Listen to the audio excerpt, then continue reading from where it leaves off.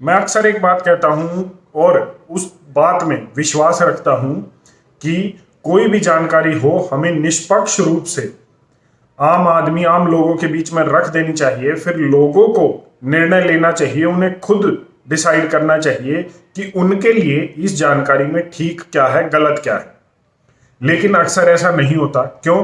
क्योंकि जो आपको जानकारी दे रहा है उसका एक अपना एजेंडा है, जैसे या तो वो राइट विंग का है या लेफ्ट विंग का है।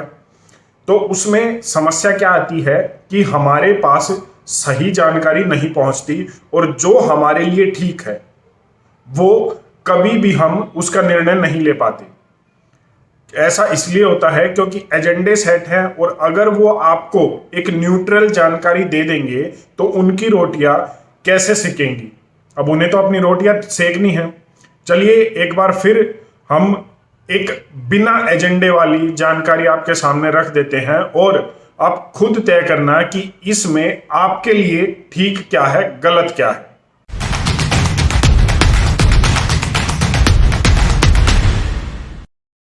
प्रधानमंत्री नरेंद्र मोदी ने यह कहा है कि 3 जनवरी से बच्चों के लिए वैक्सीन आएगी। चलिए जी, ठीक है।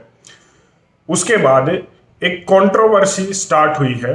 क्या हुई है? अब जैसे एक नेता है प्रशांत भूषण, वो ये कहते हैं कि जब एक दिन पहले भारत सरकार के कुछ पदाधिकारी ये कहते थे कि बच्चों की वैक्सीन की भारत में जरूरत नहीं है, तो एक दिन में ऐसा क्या हो गया कि भारत में के बच्चों को वैक्सीन की जरूरत हो गई। चलिए हम ये मान लेते हैं कि प्रशांत भूषण एक पॉलिटिकल आदमी है, एक राजनीतिक व्यक्ति है। उन्हें हर बात का जो है विरोध करना होता है। जो प्रधानमंत्री मोदी या भारत सरकार कहती है ये विपक्ष का काम है। हम दूसरे फैक्ट्स पर बात करते हैं। उसके बाद जैसा मैंने कहा बिना एजेंडे के है, निर्णय आप ले कि ठीक है या गलत। इसमें मैं आपको नहीं बताऊंगा कि आपके लिए क्या ठीक है, आपके लिए क्या गलत है। मैं सिर्फ आपको ये बात बताऊंगा कि ये जानकारियां हैं, ये फैक्ट्स हैं जो अभी तक इस लेवल के लोगों ने हमारे सामने रखे हैं और शायद वो हमारे पास अभी तक जानकारियां नहीं आई है या हाईलाइट नहीं हुई है। चलिए जी, इसमें पहली बात आती है कि जब प्रधानमंत्री नरेंद्र मोदी ने यह कहा कि बच्चों की वैक्सीन अब जो है 3 जनवरी से लगेगी, ये जो ऐलान किया है, इससे एक दिन पहले जो मिनिस्ट्री ऑफ हेल्थ के सचिव हैं, जो आईसीएमआर के जो हेड है, Indian council of medical research के जो विनोद पॉल हैं, उन्होंने एक कॉन्फ्रेंस करके कहा था कि भारत में जो है बच्चों की वैक्सीन की जरूरत नहीं है फिलहाल हमें। ये आईसीएमआर के हेड हैं और जैसा मैंने कहा जो सचिव हैं स्वास्थ्य विभाग के, उन्होंने कॉन्फ्रेंस करके कहा था। चलिए दूसरी चीज, एम्स के सीनियर डॉक्टर हैं डॉक्टर संजय राय। जब प्रधानमंत्री नरेंद्र मोदी ने ऐलान किया तो डॉक्टर संजय राय जो सीनियर डॉक्टर हैं, एपिडेमियोलॉजिस्ट हैं, जो महामारी विशेषज्ञ हैं, और जो सबसे बड़ी बात है, जब भारत में कोरोना की वैक्सीन का ट्रायल हुआ, कोवैक्सीन का ट्रायल हुआ, तो जो डॉक्टर संजय रॉय हैं, इन्होंने पूरे भारत के ऑब्जर्वर की जो अहम भूमिका है वो निभाई थी कोवैक्सीन के ट्रायल में। इन्होंने इस ऐलान के बाद ट्वीट कर दिया और उस बड़ा लंबा ट्वीट उन्होंने किया। उसमें उन्होंने लिखा कि मैं नरेंद्र मोदी का बहुत बड़ा फैन हूं और मैं उनके निष्पक्ष निस्वार्थ भाव से जो काम देश के लिए कर रहे हैं उसका मैं फैन हूं, मुझे वो अच्छे लगते हैं। लेकिन जो उन्होंने कोरोना की वैक्सीन के लिए, बच्चों की वैक्सीन के लिए ये जो ऐलान किया है वो अनसाइंटिफिक है, मतलब वो वैज्ञानिक नहीं है। ऐसा उन्होंने ट्वीट में लिखा है। ये एडिट करके टीम साथ में लगा भी देगी। अब इस ट्वीट के बाद जो एक इम्पॉर्टेंट चीज है, जो महत्वपूर्ण चीज है, जो अक्सर हमारे सामने नहीं आई होगी, वो ये कि एक बार डॉक्टर संजय रॉय ने ये भी कहा था कि बच्चों में वो रिसेप्टर नहीं होते जो कोरोना वायरस जिनसे चिपके और जिनसे उनको कोरोना हो।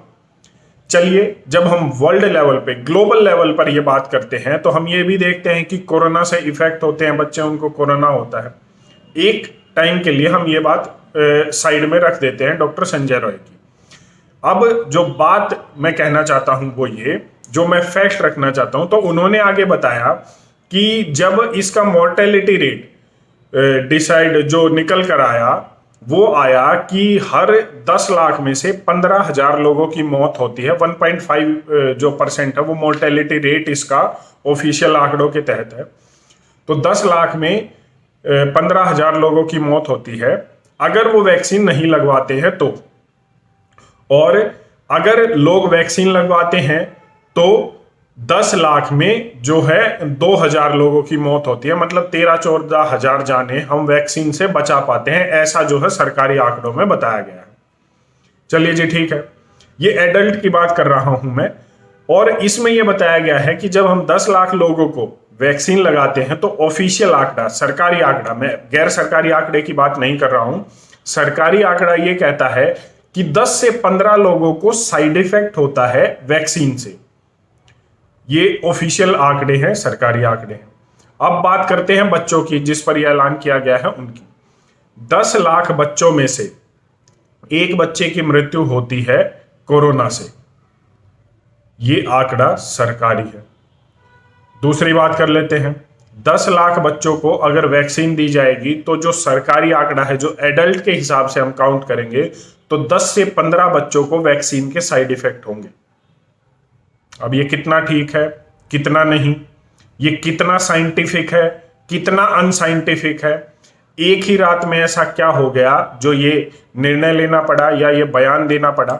ये कुछ सवाल हैं जो मेरे दिमाग में आ रहे हैं, आपके दिमाग में भी आ रहे होंगे। ये लाजमी है, अगर भगवान ने हमें दिमाग दिया है तो सवाल उठना लाजमी है, उसमें कोई बड़ी बात नहीं है। इन सवालों के जवाब क्या होंगे? जैसा मैंने वीडियो की शुरुआत में कहा कि इस वीडियो में मैं आपको सिर्फ एक जानकारी दूंगा। ये जानकारी है, ये फैक्ट्स हैं, ये स्टैट्स हैं जो सरकारी आंकड़े हैं। उसके बाद निर्णय आप लेंगे क्या ठीक है क्या गलत।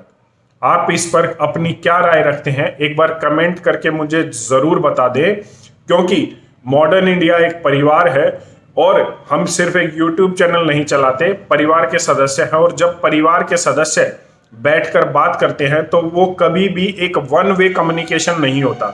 मैंने आपको बात बोल दी और आपने सुन ली, 2 वे कम्युनिकेशन होता है। तो मैं चाहूंगा आपके कमेंट जरूर आए इस वीडियो पर और आप मुझे अपनी राय जरूर दें कमेंट करके।